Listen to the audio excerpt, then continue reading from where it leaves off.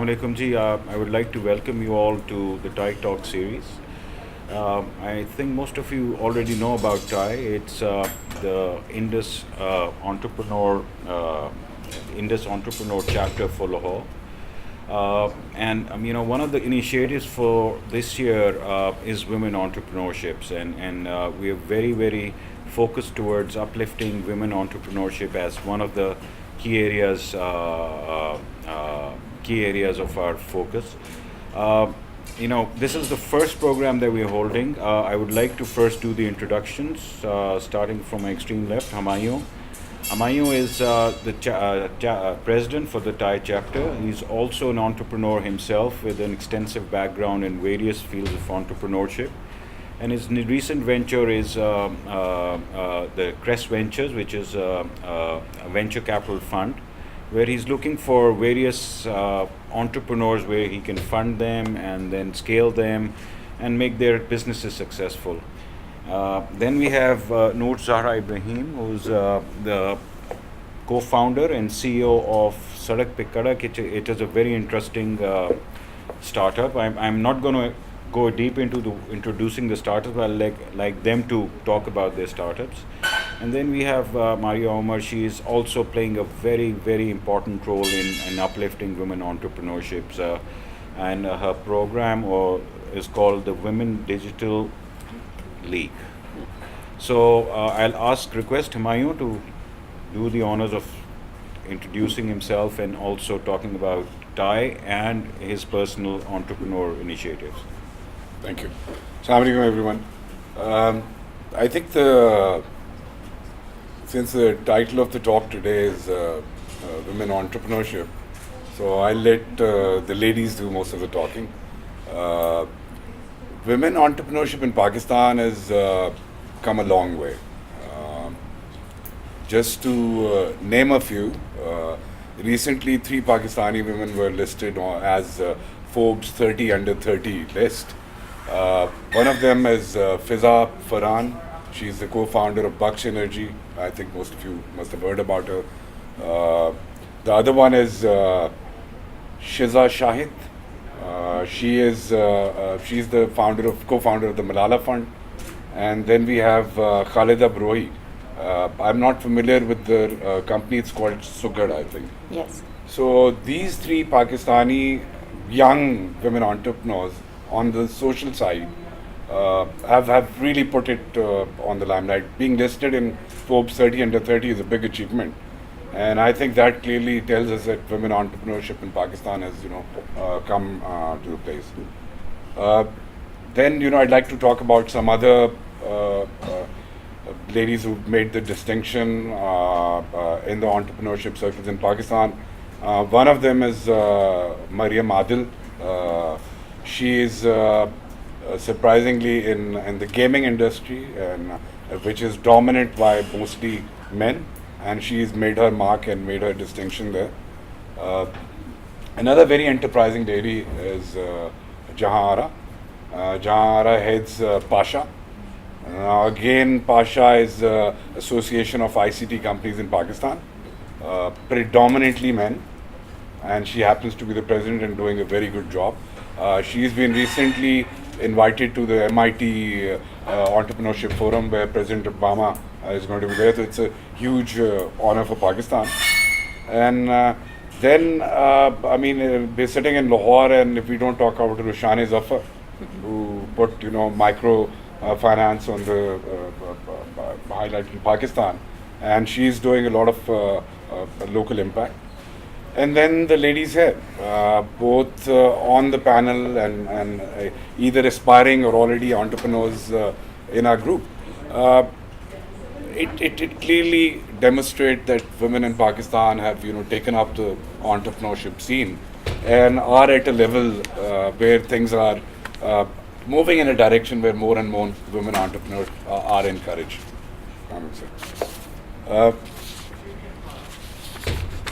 However, if you look at statistics, sadly, very sadly, these shiny examples are just a very small fraction of a percentage of where it should be. So we have these examples, and I think 2012 onwards, we've seen a lot of women coming in, but there is still a lot which needs to be done in this regard. Uh, if you look on the workforce side, official statistics, the Bureau of Pakistan, only workforce may only about 20% of the women out there. When you look at the entrepreneurship side and when you look at the business ownership side, that fraction even falls way down. But it's encouraging to see that at least there is some effort, and we see names now coming up, women entrepreneurs who own businesses, are managing businesses, and that is coming of age.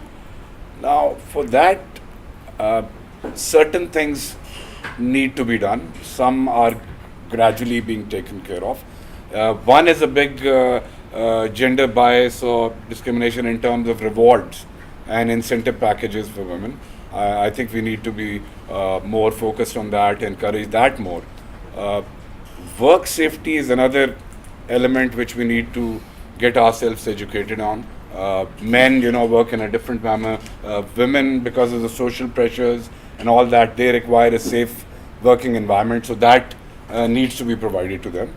And then, if you look back, I mean, there is no doubt that if we as a nation have to progress, and we don't have to look at any international examples, we have to look at regional examples. I happen to visit India and Bangladesh quite frequently. And what I've observed is that not only women are a major part of the workforce, but also it's not necessarily manual labor or agriculture. It's in all fields. First time I landed in India, I was surprised to see a woman driving a motorbike, and then I saw a lot of them. And this is not only limited to these larger cities. You even see it in the rural setup.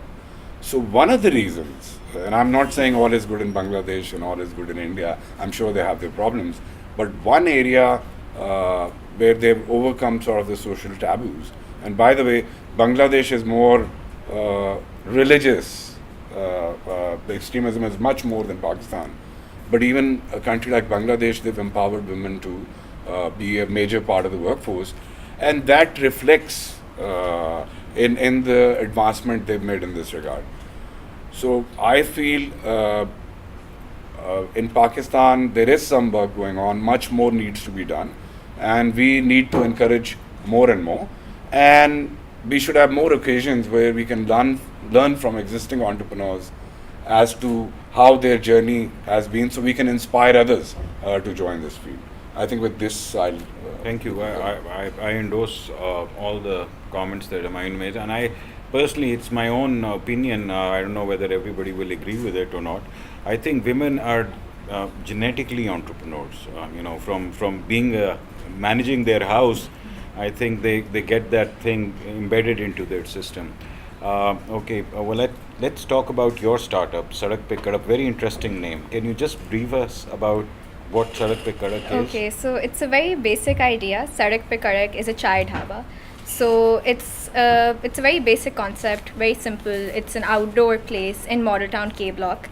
It is our basic concept is just to give hygienic, good quality tea to our customers with very basic snacks. So it's not anything fancy, not a fancy restaurant. We just want to offer our customers with authentic dhaba experience for females, for families, for people who would want to feel comfortable in a very secure environment. So that's what we want to offer to our customers. So it's a very culturally rich environment where we want to attract. Our kitchen is actually in the shape of a truck in which we make the chai, and we just want to promote the culture. We want to promote the truck, the adde wali truck ke adde wali chai. That's it. Basically, that's a very basic concept. Okay, so this is an interactive session. You feel free to ask questions of whatever questions that you may have. Now, it's something that when we drive on the GT road, we come across dhabas. So how did this idea come into your mind? So you see how we're so influenced by the Western society. We have so many coffee places in Lahore. We have Coffee Republic, we have Gloria Jeans, we have Espresso. but we don't see that what our community, what our society actually likes. We are chai lovers. We are the ones, 70% of Pakistan's population consumes tea. And this is the stuff that we majorly ignore. We're ignoring the market, the potential market that there is in our country for chai. And we're constantly in that pressure of trying to replicate the Western media and all of that. And we're not exactly looking at what we like, what our interests are towards. So I just felt like there's not a chai place in particular. We have coffee places, we have very nice fancy places in Lahore, but nothing that offers the true authentic experience for girls like me who would want to go to such a place just to enjoy a cup of chai with our friends. So I just felt that there's not such a place in Lahore, in Pakistan as such. We do have a few in Karachi now, but not really in Lahore, and I just felt like there's a huge gap in the market that needs to be filled. Did you face any resistance as a woman, setting up a business in Pakistan? Well, there's a list of issues that I felt, starting off from my own family, starting off from the society. Starting off a business at the age of 23 while being a student was, I guess, the biggest challenge. We started off, in fact, with LCE, but we couldn't continue because we were students and we couldn't take out the time with our studies, which is why we had to back out of LCE. We had to go through so many issues just because, well, just starting off with the fact that I have to stay at my dhaba till 10 and I can't be there till the closing time, which is 2 a.m. because I have to be back home by 10. I drive on my own. I have to make sure that I am safe in that area. That place is crowded by 70 boys average at one point. And there are very few females, obviously, naturally. So there are just so many issues, starting off with setting up our chai dhaba, making sure that we find the place, then continuing with the operations. My partner he's a boy, and there are just so many things that only he can do and I can't do naturally. And even though I've taken a huge step and I feel like I'm still trying to do whatever I can and trying to make a change, but there's still so many difficulties in trying to achieve what I want to do, but I naturally can't because I cannot be there till 2 a.m. like he can. I cannot deal with the vendors like he can because they will naturally not, sadly and unfortunately, not take me as seriously as they take him, even though no matter how hard I try to enforce my opinions and now no matter how hard I try to train them, but there's just their mentality that there's a difference. If a boy tells him to do something and if a girl tells him to do something, then they're just naturally going to take the boy seriously than me. There are just so many challenges that I've come across till now.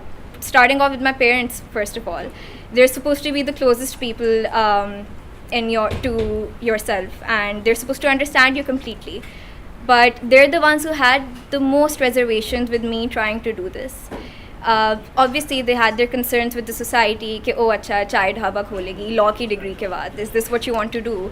There were so many relatives who would actually tell me that your parents have spent so much on your degree, and this is what you want to do by the end of it, not become a lawyer and sell tea. So there are just so many people who are trying to bring you down constantly. I understand the concerns of my parents because obviously they don't want the society to think that way of me. They want the best of me, and they want me to pursue somewhat what they want me to pursue. So yes, there are a lot of challenges that you have to face. Any questions? Before I ask another question, I will urge you're all aspiring women entrepreneurs. Some of you are already part of Maria's. We already graduated from her Women Acts. Yes. So I think the two males are only asking questions. Very unfair. Would you like to elaborate? What is your expansion plan? So our expansion plan, we are not really looking into franchising at the moment. We want to expand in a very different way. So we have our chai truck, which is the main attraction. We want to replicate that model. We want to make more of those and then start having events, start catering events, weddings, birthday parties, all of that. We want to package our chai because that's something very special. Our chai, the tea that we have, even the cooks don't know the exact recipe. They're just supposed to mix a tablespoon with milk and water and then the tea is made. So it's a very special recipe, and we're going to package the tea. We're going to package it properly. We're going to place it at stores, etc. So that's one of the plans. How long have you been in? It has been 3 months. 3 Uh-huh. months. Do you plan to break even? Well, that's that's I think in around another. We are already breaking even. We're breaking even though we've just had our soft launch. We haven't opened properly yet because we're still trying to develop the place, and that takes a lot of effort, time, and money. So we're still trying to do that, but we have, mashallah, say, broken even. Can I ask you, how much do you give a cup of tea? 60 rupees is for Karak chai, and it goes on up till 110 rupees. So that is, so we have masala chai, we have chai latte, that's for 90 rupees. We have hot chocolate for 110. So You said there were about 70 to 80 guys at one time in your chai house. How do you make it more, given that you're a woman who's managing it and who's a co-founder of it, how do you make it more secure, as per se, for women to come and sit there and enjoy the dhaba atmosphere? So this was one of the issues that we were facing, that it became a very male-oriented place and in the middle for a few weeks.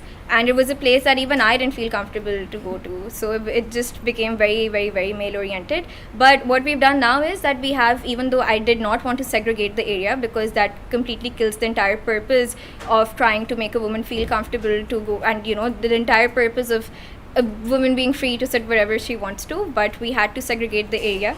We have a family area now, and we have a separate area for boys.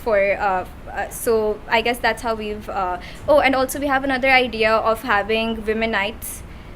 So Wednesday, which is our slowest day of the week, we thought that we're going to have women nights and ladies nights, in which we're going to give 30%, 20% discount. That's something that we're still working towards. We haven't formalized it yet, but that's something that we want to do. And I'm sure you all have heard about Muniba Mazari. So we've spoken to her as well. So she wants to come. She wants to have her talks over there. So I guess that's going to be a good way of trying to promote women to actually go there. Yeah. So basically, currently you're going with the trend of separating people out, right? Like males sit separately, families sit separately. Do you have some sort of a plan or some sort of a way to make it more friendly an environment so that the guys who are coming in, they realize that it's not that there is no specific segregation as per se, and there's an atmosphere where everyone can just come in and have their cup of tea. Yeah, so we've been very particular about this. We did not want to have a proper divide, a proper wall in the middle, which segregates a family area and a section for males. So we just have this high wall of plants. So it's just a segregation of plants. Basically, plants are just segregating the two areas. So it's a very open place. There is no proper segregation. So when you enter it, so you won't really see any particular segregation. But it's just, so when customers walk in, our waiters just guide them towards particular areas. So that's just one way. Just one question. यहाँ से कितने लोग हैं जिनको आपने जगह का पता है? मुझे नहीं पता. Do let us know your place. Okay, so our place is in Model Town K Block. It's a commercial market. Have you been to Fazle Haq Dera in Model Town? So it's exactly there. So it would be great if you guys can come there and have a cup of chai. All right. Certainly. Yeah. Good. Thank you very much. Just one last question. We've spoke about gender challenges that you faced. Yeah. What are the business challenges that you faced? In terms of your procurement, in terms of setting up. These women are aspiring entrepreneurs. Some are already into their businesses. Some are aspiring to become entrepreneurs. So from a operational perspective, what kind of challenges did you face and how you overcame them? Okay, so initially, like I've told you, our business model evolved completely. It was just a chai truck, which we were initially supposed to place at different markets in Lahore. And for that, we worked for 3 months to get permission for that. We used to go to the DCO almost every other day, wait outside his office for 3 to 4 hours trying to get permission to place our truck. But at the end, we found out that no matter what we do, no matter what procedures we follow, no matter what loopholes we look into, it's still going to be an encroachment. And the government can very easily lift our truck any day, and they can just throw it away and never give it back to us. So starting off with that, we had to change our business model completely. We had the truck ready, we had to do something about it. We were not getting permission for it, so we thought that, okay, so what's going to be our next plan? We can't step aside, we can't just abandon our entire business plan. We need to go ahead with it. We need to see what else we can do about it.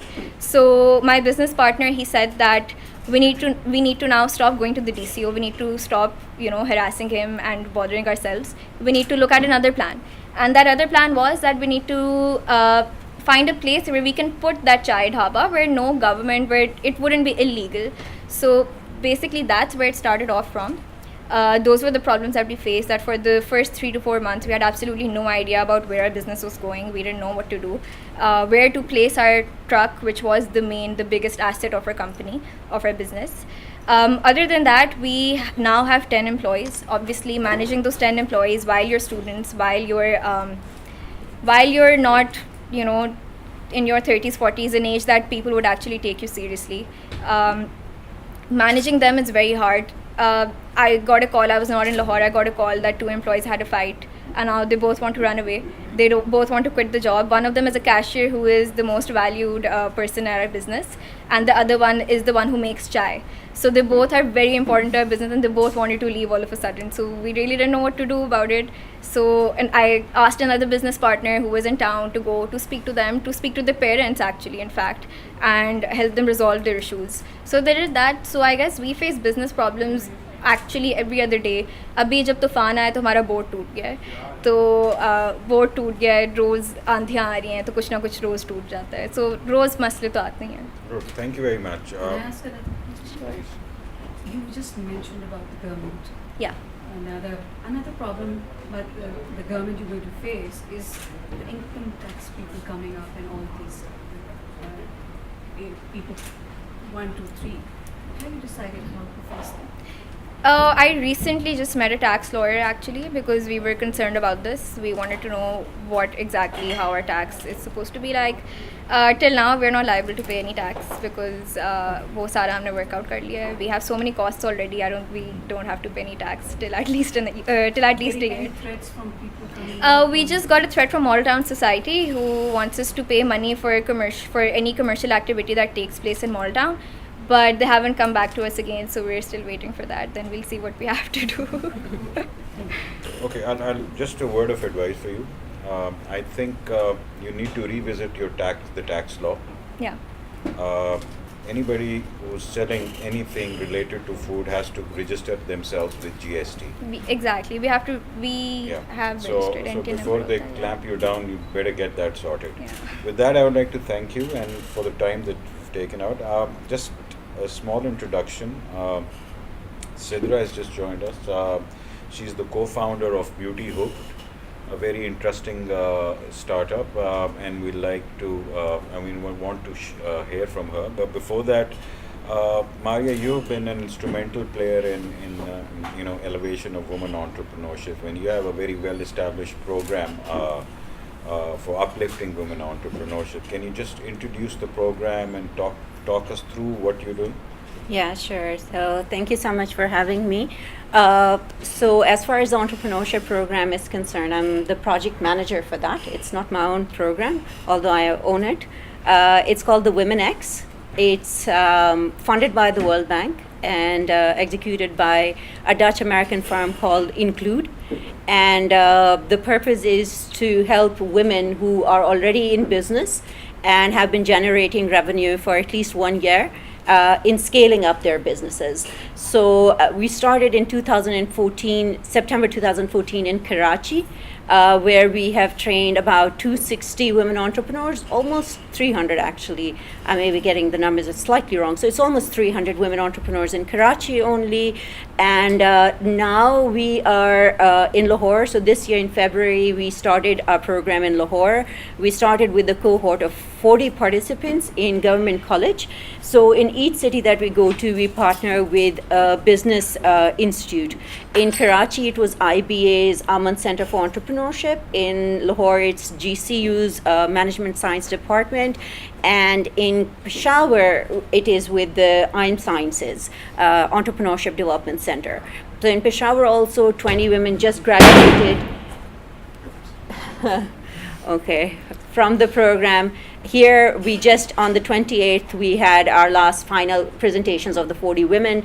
And how the program typically works is that there's a phase one where we interview different women and we accept the ones that we feel have high growth potential into our program. It is very difficult based on just one meeting to determine whether they have high growth potential or not. So we take the number that we do, and then over a course of 4 months, which is actually just 16 days every Saturday for 4 months, 9 to 5, they have business education classes at government college where they're taught business basics like marketing, finance, accounting, operations, operational management, etc.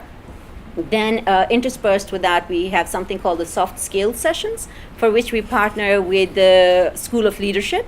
The third thing we do is networking. So most of these women are usually working in silos. So we try and connect them to other networks. And the fourth thing is the peer-to-peer learning sessions or the small group coaching sessions where we divide them into groups of 8 to 10. And every month we meet for an hour or two and just talk about their problems and their challenges and what they want to do about them. At the end of it, they develop something called the Business Growth Action Plan, or the BGAP, instead of having a business plan, because these are existing women entrepreneurs. So they develop that, which is basically 5 things that they want to achieve over the next 12 months. On the basis of that, about 50% of them are found eligible to go into a phase 2. Phase 2 is by invitation only. So that is when the mentoring starts. So it's a 5 months mentoring program where each mentor, it's voluntary. It's a voluntary activity for the mentor. So for 5 months, 8 hours per month, they have to mentor their mentees. It's a one-on-one mentorship, not group mentorship. And so they work on their B gaps and how to go forward, move forward with their businesses. And then other supporting services like the soft skills and the business clinics and the networking continues. And we aim to train about 400 women in Lahore and surrounding areas like Sialkot and Faisalabad, etc. And so yeah, that's the plan for Women X. Okay. Well, scouting for women for induction of these entrepreneurs, how's that experience gone so far? It's been, the response we received from Lahore was amazing. It was fantastic. I mean, I wasn't involved with Karachi, but I know that when we were starting, they really had to work hard on their outreach and marketing. Here, before we had even officially announced the program, we had over 20 applicants for a program where we were going to take a maximum of 40. And this is before we started anything on social media or put it in the newspaper. So it was really very interesting to see. The bit that was a little worrisome was that the sizes of the businesses wasn't as big as the ones in Karachi. So there were fewer businesses, but the size of the business was bigger. Like they had more employees. They were not just self-employed, but actually had businesses in place. Whereas here, large number of them were just sole entrepreneurs, where they were just one person running the entire show. That is one thing we noticed. Also, because you've gone through this induction phase, and I know some of your students are sitting in the audience as well. What are the top 3 challenges that you faced working with these women entrepreneurs that you will, I can't tell you in front of them. They'll have to leave the room.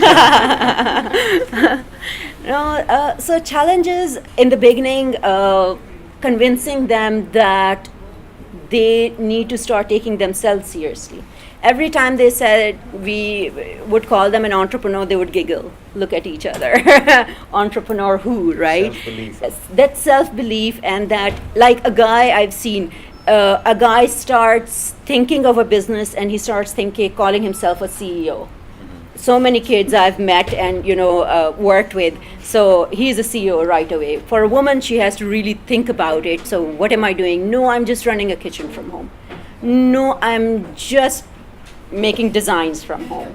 So for them to own up to it that, yes, I'm an entrepreneur, I'm a leader, and I'm out to do something, and I'm going to do it. That is really hard for us to make them believe in themselves before anyone else does. The second challenge has been their ignorance of the financial opportunities available to them. So they're stuck in that same place where they say, oh, without collateral, no one is going to give us money. We went to the bank and they asked for 16% interest. We go to the bank and they ask for this or that. What we keep telling them that you need to go out, stop thinking about what everyone else has told you, and start looking for opportunities for yourselves. For example, they're all very surprised when I tell them that the PM Youth and Women Loan Scheme gives you equity, gives you a markup of 3% over a period of 10 years. So you can take 20 lakh rupees out and it's just 3% over a period of 10 years. That and their fear of banks. Just going to a financial institute and realizing they are not suits and fancy buildings, but if you give them a chance, they can prove themselves to be humans as well. So that has been a big challenge for me personally that I have felt. Have I got 3? No, you've got 2, but I think that's All right. that's good. Okay. But, Okay. I mean, coming to the banks, isn't there this women bank which is there exclusively for women? Well, yes, but it's okay. I have to be politically correct. I won't say anything. But so there is a women bank, and I've been in touch with them, and they've been very helpful so far. And they are the ones actually who gave me all the details on the PM Youth and Women Loan Scheme and how. And in phase 2, the plan is that once we have done with the 40 and we have sorted out the most high growth businesses out of them, then we bring the banks to them, then we bring the e-commerce platforms to them, just to be sure that they're ready for that kind of commitment. Because we don't want to give them access to these platforms and only to be told by the banks or by our partners that they aren't ready. So so that is the plan, to go with the First Women Bank and with Bank Al-Falah and Habib Bank, who has been our big supporter in Karachi as well. So any questions from the students where we'd like to highlight how this program... One more challenge she faced with us, in fact women has faced, is like people like me, we don't have much of digital marketing or e-commerce experience. Mostly all of us wanted to learn that, and I'm one of the first person who wants to do it, because I was not in business at all. I did it from home since 2007. They brought me to the level that now I will be exhibiting outside with the help of Women X. So to speak to that, I'll say that even when we are speaking to them about their challenges, out of 40, I would say 35 tell us that their biggest challenge is marketing. They feel that their operations, their product, their services are absolutely ready, and the only reason why they can't find buyers is because they don't know how to market it. But what they need, everyone needs to understand that there is a lot more going into it than just marketing. Marketing can only take you so far, but making that sale, having them bite that hook and actually buy from you, that comes later. So for social media too, as I told you, we're going to have business clinics in phase 2, where our digital media partners will come and just guide you on that. But other than that, because it's not a skill development training that we do, business is a skill, but that's what we are focusing on. So those particular areas have to be covered during business clinics, and also through the help of your mentors who can then connect you to people and train you. Well, I think sales and marketing is one of the tough areas for promoting your business, and I, from experience and what I've learned in the past is that about 40% of your budget should go towards sales and marketing. Because that's how you get the product out in the market. But yes, there is a whole lot happening behind that, which you were just talking about. So more questions. Yeah. So when is your next batch going to be inducted? Yeah, that's in August. So August 2016, we will start with a batch of 72 women, inshallah, at GC University again. Yeah. So spread the word. There's already a program. Good opportunity to address your cohort at common part in IB Karachi. You did, okay. Okay. That was last year. Okay. And it was a good experience, and I was then wondering why it wasn't. I'd like to invite you to the University and IBA department and IF department to replicate the Women Entrepreneurship cohort. And I would also like to add that I represent a FUA. Oh, you do? FUA Yeah.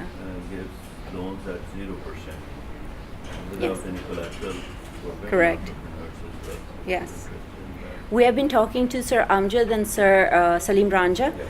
and yes, so that will also be introduced to them in phase 2. Yes. So the purpose of TiE is, coming into shape by creating opportunities. So I'm glad you guys are connecting together. Any other questions before? Sure. You said there's a difference between the sort of businesses in Karachi and the sort of businesses in Lahore. Why do you think there's that difference, and how do you scale up a business over here?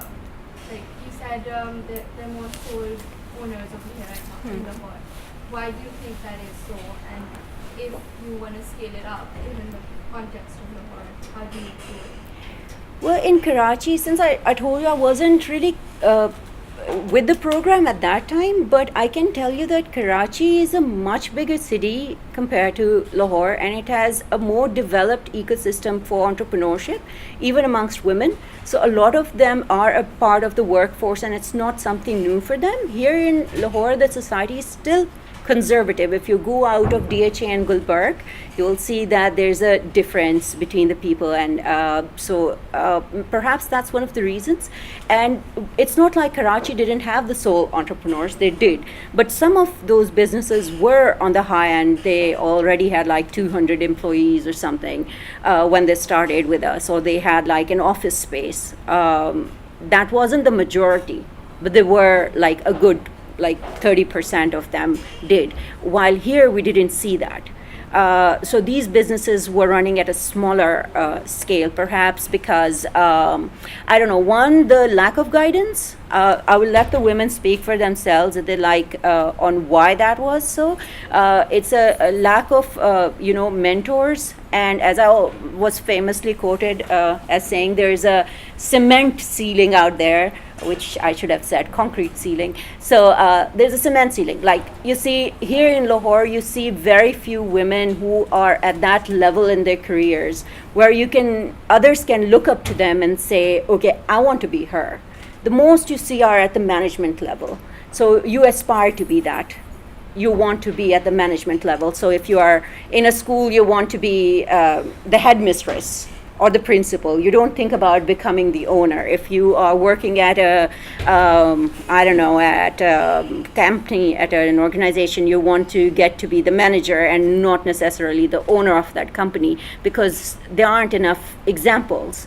So what we need to do, and why these sole entrepreneurs are so important, is that they are setting up that example for others to follow.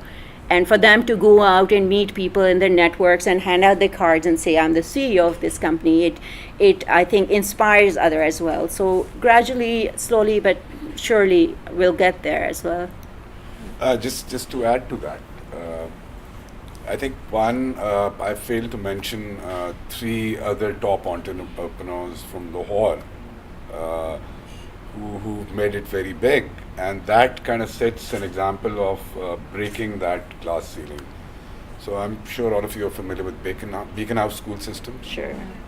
So it's headed by Mrs. Kasuri, who's the CEO and in charge. Then her sister is running the other setup, which is City Schools. And then there's Seema Aziz. Fairly large setup of schools. And then I failed to mention Seema Aziz, who's the spirit behind Barize and Care. So there are examples, but the difference, in my opinion, is more cultural. Going back maybe 10, 15 years, I was running a software company, and we had some women working for us. And one of the major issues was we had flexible working hours because we were working with the US. So very good programmers, a very good head of different sections, and they were more loyal than the guys in terms of staying on for longer duration of time. One of the issues was they couldn't work till late.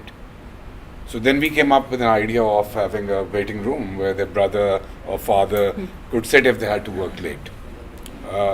Here in Lahore, predominantly it's a Punjabi culture where Karachi is a melting pot. So you get influence from, in maybe other societies, women are more part of workforce and it's more acceptable. But gradually it is becoming that in Lahore. It will still take some doing, but then these extra facilities which you provide, or if you sensitize your business to the requirements, then that makes sense. I happened to visit this restaurant in the old city, Andaz, and was surprised that all waiters were women. So if you look at where it is situated in terms of, it probably would be not Gulberg or DHA crowd, which is generally around that place. But then you have that place in that environment which is catering to such needs. So I think opportunities are there much more, and we see a lot of, even in tech startups, we're seeing a lot of young enterprising women coming up.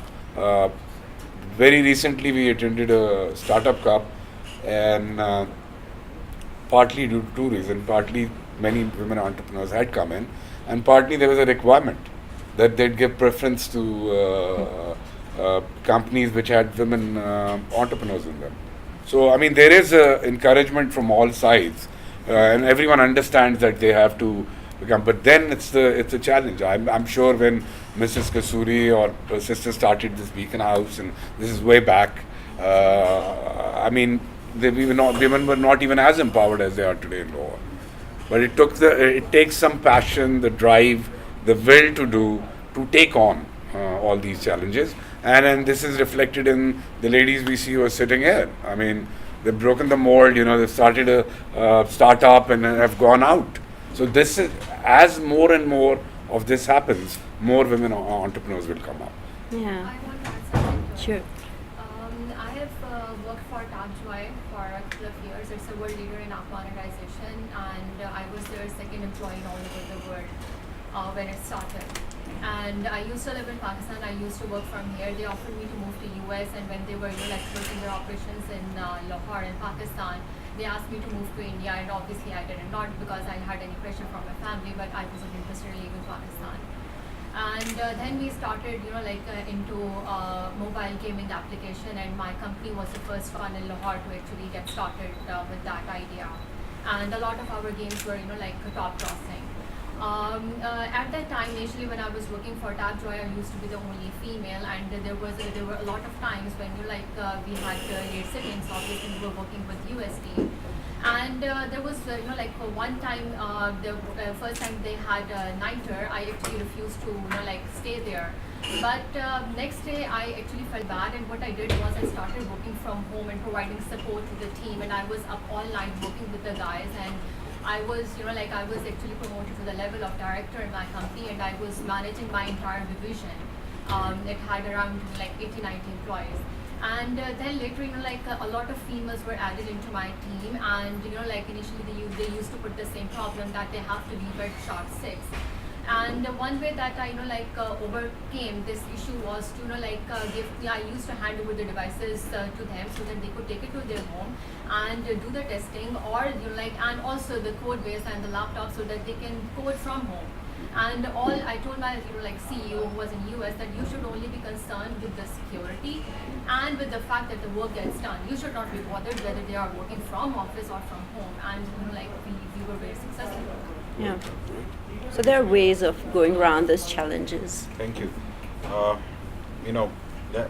already introduced Sidra, and Beauty Hook seems to be a very, a very touching name for women entrepreneurship. So can you just tell us what Beauty Hook is Of and course.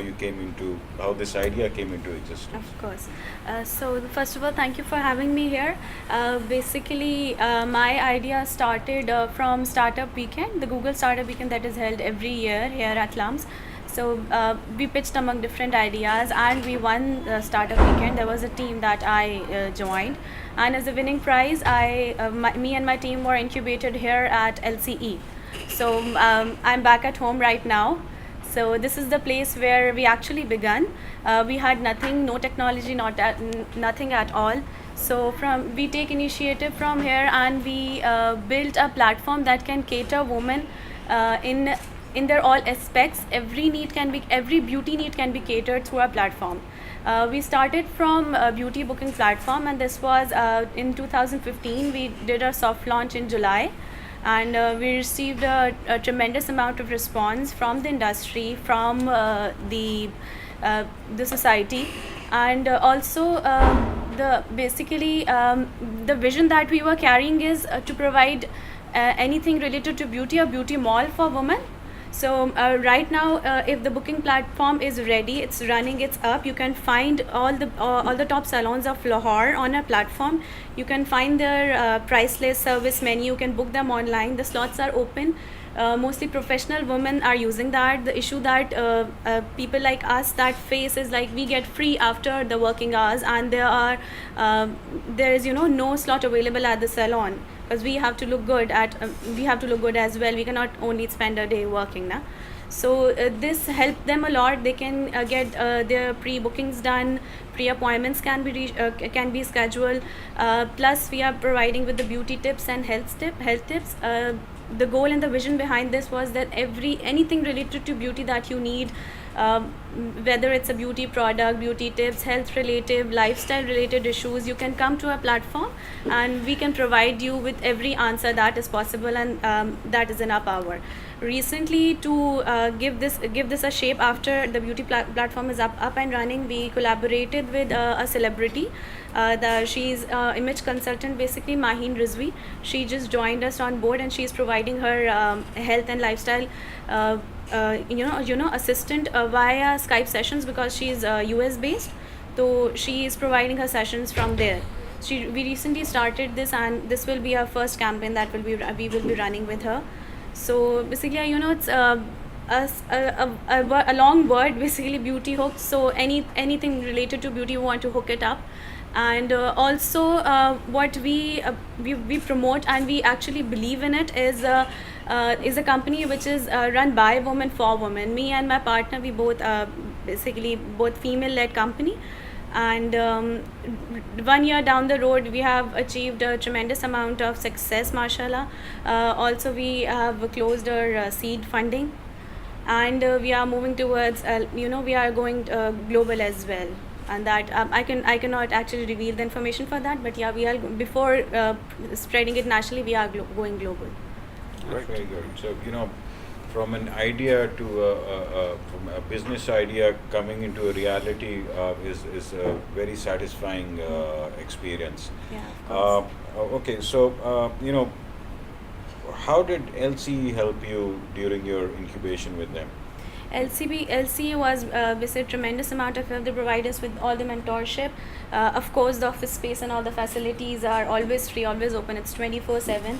Other than that, Khurram Zafar is a huge help for us. He is available 24/7 with the open door policy. Whatever issue you have, anything related to business, marketing, sales, he's a pro at it. He provides you with every possible answer, and he provides you with every possible way that can help you promote your startup. So basically, it's a very helpful environment that we get here. In those 4 months, we built a technology. We launched our first first version of the website. We marketed it through to the salons. Many salons joined it because we were partnered with Lums and LCE. It's a complete name and organization of a name attached to your startup, basically. So that helps a lot as well. Okay, so I'm not going to go on to your monetization side. I know you won't be very open talking about it, but from a product which just started, how long have you been at it? 1 year, 2 months. So 1 year, 2 months on a global ambition is a great achievement. I've actually looked at their site. Nothing of interest to me, but I thought there was a very well made site. No, we have got male salons as well. Well, I am still an old timer going to the barber that I used to go 25 years ago. So, I encourage you to look at that site and take some lessons out of it, because I think your space is just not local; it's global or regional to begin with. And Sidra's story actually inspires a lot of women to not think about cooking as an idea or handicrafts as an idea. There's an open field, and women are at par. I just came back from Europe, and women are at par in every step with men. Any questions that you have for Sidra? I want to make a comment here, something that Sidra also said, that when we started, we had no knowledge of tech. Is that what you No, I didn't say we had no tech. Basically, the person that we had a team, but a very young team. You know, I myself was very young when I started. I was a fresh graduate, unexperienced. So that is the kind of challenge that you can No, face. so in you that, but and your co-founder, are you tech savvy? Like, No, you're not developers, right? no, basically, my background is from development. Oh. I am a developer. I understand tech very, very well. My partner, she is an MBA. She's more into business side, but she has a very good knowledge of tech as well. Okay, So great. she, being Yeah. looking everything from up, she can do that very easily. I had a tech background as well, but I wasn't into a very good or a very expert in programming or coding, and we have to utilize the time, we don't have much time to wait on building the technology. So we partnered. Basically, the third partner that is in a company is a male, and he runs his own software house. So he helped us out in building the technology. So he took over the tech, and the complete tech was ready within 2 months. Yeah, so that's the point I want to bring across, that a lot of women that I meet with, they are hesitant in going into tech because they feel, I don't know tech, I can't run a tech company. To run a tech company, to run any company, you need to be an entrepreneur. You can always bring people who can support you on the technical side. I don't think Nawaz Sharif knows how to make loha, but he has a steel mill, right? So or a foundry. He Yes. knows how to sell it. He knows how to sell it. So everyone brings their own skills to the table. So you need a person who's good at business, you need another person who's good at the tech side, and then you need someone who is good at the marketing and the selling of it. So don't hesitate. Yeah, our idea was basically Yeah. a tech startup, and a tech company led by female entrepreneurs were, very not acceptable. But of course, we get through it, and we ourselves as female also carry tech knowledge, so that doesn't make any difference for us, basically. And now I think with LC and other incubators in Pakistan, with the Women Digital League, with TiE, I think the space there's a big, huge space for women entrepreneurs who can come with an idea and then build that idea into a reality. And if they expect, and if any entrepreneur expects for him to know everything, I think that's something that is living in a fool's paradise. I think there are opportunities, there are partnerships, there are ways to get everything going, which your experience is very relevant to this. If no more questions are there? I think just to add to that, another forum which is probably going to be very shortly available specifically for women. I know of 2 or 3 companies who are going out making a portal or an app just for putting together women buyers and sellers. SheOps. SheOps just went live. Yeah, SheOps went live, and then there's another one called Herflow. Herflow. Herflow, Herflow is another company which are in the developing stage, and the idea is just to the women who think they can't market, they pay a nominal fee, and all the curation and the upload on the that and the transaction part to greater extent is taken care of them. So they're just putting together a lot of women buyers and sellers on the both sides. So for the sellers, I think they'll have to pay some nominal flat fee for the year, and then they get in touch with that, and the marketing side is also taken care by them. So our SheOps is a subscription, I guess, for SheOps, it's per transaction. If you get an order, only then you pay. You don't pay if for you don't space. service. Okay. So And I think SheOps- Herflows is something which, if I remember correctly, is something like where you pay a yearly fee which is very nominal. Yeah. And then, I mean, there's no further transaction That's charges. Abdul Muiz's. That is Abdul Yeah, Muiz's yeah. in Karachi. So SheOps has been a very huge supporter of us, and we're a partner. and also some of our vendors are already, Already our there. participants are already on the platform. So if you've got a product, I mean, you can approach these. But for selling part or taking care of the marketing part, these platforms are probably available in one Yes. sense or the other. So it's just a spread of knowledge as to what is available, and then Exactly. all the other thing, the tech part, the other things can be taken, and you can concentrate on what you do best. Thank you very much. It was a pleasure having you all over. Thank you for having me. TiE will continue to bring programs during the rest of the year on women entrepreneurship. We are already talking to Mari and partnering with some initiatives of mentorship with TiE members, our charter members, and all you women can be part of the TiE chapter, and we keep on posting different articles on our social media pages, and just become an associate member of TiE. It's very nominal, but you get to know, and you get to be part of such programs that we will be, not only for women, but journal entrepreneurship. I think is something that you should be a part of. In the end, I would like to thank all the invitees and all the guests who are here. And just a small token before we leave. Amaya, if you may. Sure. Thank you. Sure. Happy to. Thank you. Your thing last year Really? at the startup summit. Oh, Yes, so well done. on Thank this you year. so much. Thank you. Thank you, sir. Long time. How have you been? It's been a while, yes. Yeah. I've been away. Thank you. In the end, That women in Pakistan had a much greater potential to bring about change, not only in terms of entrepreneurship but also social, so things like that. And I didn't think First Women Bank was doing a great job out of it. And so we went for the First Women Bank, and we had a very nice business plan. We're going to have a separate division. We're going to have ladies going to run the bank. We're just going to give the back office support and what have you. And there was no other person competing with us. We would have taken that bank and we would have really gone places. And one fine day I get a word from Islamabad, stay away, don't touch it. It's going to become very political. And to this day, First Women Bank is still a political dilemma. So how did I solve the problem? We launched a women's division within the bank, the first of its kind.